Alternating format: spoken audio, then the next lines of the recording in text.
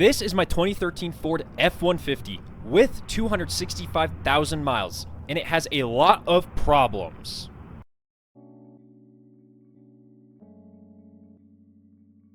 Alright, let's get started on listing out the problems that this truck does have.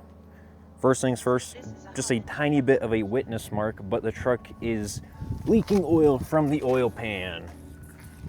Which, well, lighting's not going to be great under here, but this is a common problem on first-gen Coyotes, and quite a well-known one. Now, oddly enough, the truck actually doesn't seem to be leaking oil, it just seems maybe to be seeping oil, since the truck actually still reads full on the dipstick tube, which is a little odd. Granted, I don't know if these trucks are very difficult to read the oil level. I'm not honestly too worried about it though, since it hasn't caused any major damage, and I know I will be getting it done in the future. The second issue is rust. Now, this truck was originally bought up in Canada, I believe around Edmonton, from what I believe was still on the original sticker, but it is rusting on the cab corners, on I cannot remember what these are called, but the seals. And in some places it's pretty bad, and some not as bad, not as worse. But definitely want to get this repaired, since I do want to keep this truck for quite a while. But honestly, it's not horrific for what I believe used to be a farm truck. Now, the next issues are in the inside of the truck and while I'm driving the truck. But I guess one of the other issues is that the key fob battery does not work. So no matter how many times I press the unlock button or lock, it does not work.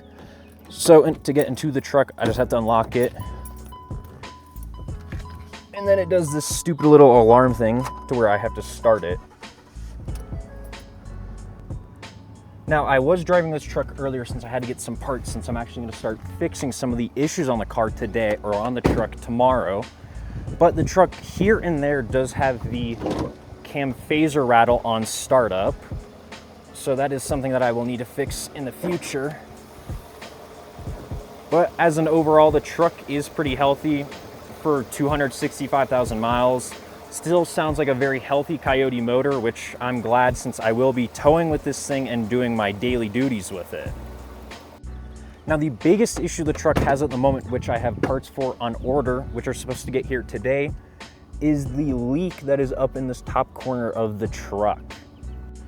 Now, thankfully, this issue actually just recently appeared, and from what I was able to research, there are little rubber the little rubber trims here on the drip mold seal will go bad over time and leak into a rivet that they have, or sometimes they will leak through the third brake light.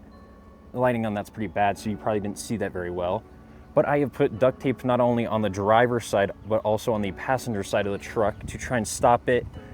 And it helped a little bit, but for it only being about a week or 2 weeks ago when I originally noticed it. Unfortunately, this leak has gotten bad enough to where it actually leaks down all the way down to the seats.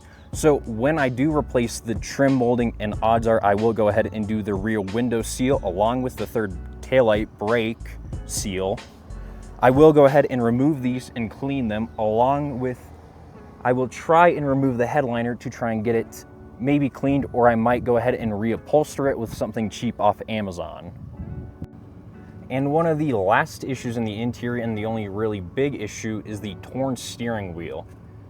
Now, I mean, most Ford drivers are going to be holding their steering wheel like this or like this. I personally don't do that, but it is quite beat up around the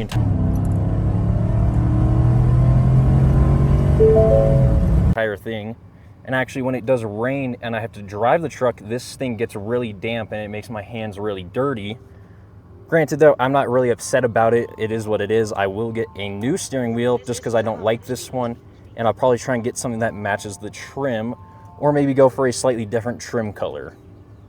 Well, I have covered all the issues that I can from outside the vehicle without driving them, and I only have one issue, so we'll go ahead and hop into the truck and get that looked at. Or I guess I'll explain it and try and show it as best as I can. Alrighty, so we're on the road now, or well, I'm just in my neighborhood at the moment, and I don't think that it's going to be picked up on audio, but I do believe that my front diff, the I think it's the bearing or the pilot bearing. If I got it wrong, I'll put up what it's called on screen. But I do believe that it is out of spec because it makes a noise, a bit of a whirring noise after you get up above about 15, 20 miles an hour.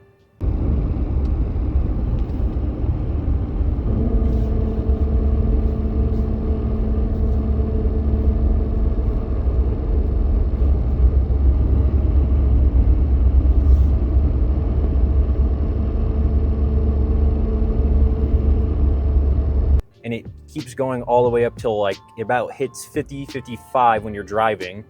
And that's when it gets really, really bad. But then after that, it just tapers off like it's almost non-existent.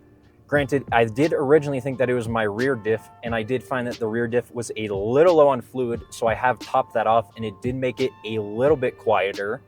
Now, another one of the things that I will add about with the diff noise is that it tends to be a lot worse at 50 miles per hour when I'm on very light throttle. So when I'm on a highway on the interstate, it tends to be the worst then.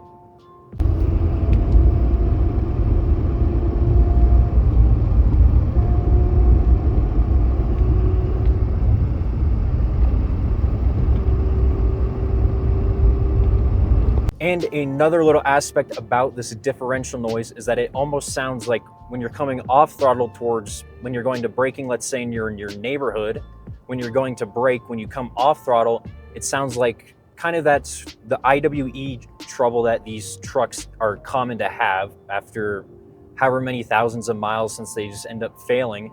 It sounds like that noise when it's just kind of a grinding noise when you're coming to a stop. The last issue I haven't mentioned is the vibration caused by the AC being on at a stoplight. Granted, it doesn't happen every time the AC is on at a stop, but I have noticed that it only occurs when the truck is up to temp. But now that I've gone over everything that it's bad with the truck, which I necessarily don't dislike, I'm going to go over everything that I actually really love about the truck, which I was not expecting. The first thing that I love about my F-150 is how comfortable it is. I must say that it's more than a night and day difference between the truck and my track car when on the same exact roads. And the seats are a big player in that effect of comfort since they were most likely made with a McDonald's loyalty member in mind. Number 2 is the Coyote motor, and I honestly now get why there are so many people that love this engine since it provides good torque and a good drivability, and they don't have as many issues as the 3.5 EcoBoost from the same generation. Also, the Coyote motor just sounds great when driving, especially that induction noise.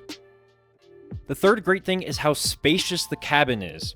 As a taller guy, it makes having this extra space feel almost luxurious in a sense, and it's probably another big contributor as to why I find the truck so comfortable. It will also make track days easier in the future since I won't have all my tools and my wheel and tire set for the track crammed into the already small interior of the G37. Oh, and the last thing I actually forgot to speak on that I love about this truck that was honestly unexpected was the sound system with this thing. It's honestly very surprising how decent it is for being a base level truck from 2013. And from the vehicles that I've driven, honestly, this has the second best stereo system, audio system, whatever you like to call it, that I've ever had. Now, honestly, it's not even a competition between this and the G37, because the G37 has a very nice audio system from Bose. And even to this day, over 10, however many years it is at this point, I can't remember, it's impressive how well they did on that on the Infinity, because that Bose system even today is still really damn good. So I will say though, I do want to upgrade these, but with how they are right now, honestly, I cannot be too upset. Granted, they do lack maybe a bit of depth, if you want to say, which isn't the end of the world, but it is something that I was very unexpected when I bought this truck. And honestly, all these things that I've talked about, even the little imperfections with this truck, make me love this thing just a bit more unexpectedly than I originally would have guessed. All right, guys, first off, sorry for the bad lighting and probably not so great talking, or I guess talking to the camera. It is my first time where I've had a video focused towards myself. So I'm just gonna have to get used to it. And if I can, I will try and fix the lighting a little bit in editing. And this is gonna be the end of the video. First off, because I apparently have a tire pressure sensor issue. I mean, that's great. This thing just is a content machine, I guess, since it wants to give me more issues. And the second thing, or I guess to end off the video, I will be doing a video. I'm gonna try and get it released 1 week after this video of me doing the rear glass seal, the third brake light gasket, and also doing those top cab corners, drip molding seals. I'm not 100% sure since I've not started filming the video yet, but I'm gonna guess that I'm gonna have plenty of footage to be able to look over and actually make a full-length video on it. So if you wanna check that out, make sure to subscribe if you're wanting to see what other bullshit that this truck is gonna throw at me. Go ahead and again, hit that subscribe button. And if you wanna see the dumb stuff again that I have said in the last video that I make on Instagram, go and follow me there, you know, I don't know. This is weird talking face to face with a camera. It's weird. I haven't done something like this since I did like an interview back in like high school. It was weird, or not necessarily an interview, but yeah, I don't know. It is what it is. But yeah, I'm gonna be signing off, and I will see you hopefully within a week. Zoom. Pronghorn. Pronghorn.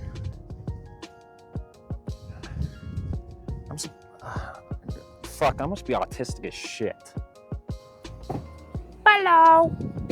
This is gonna be the most awkward drive I've ever done, since I'm not gonna be listening to music and have a camera pointing at me. Oh no, squirrel!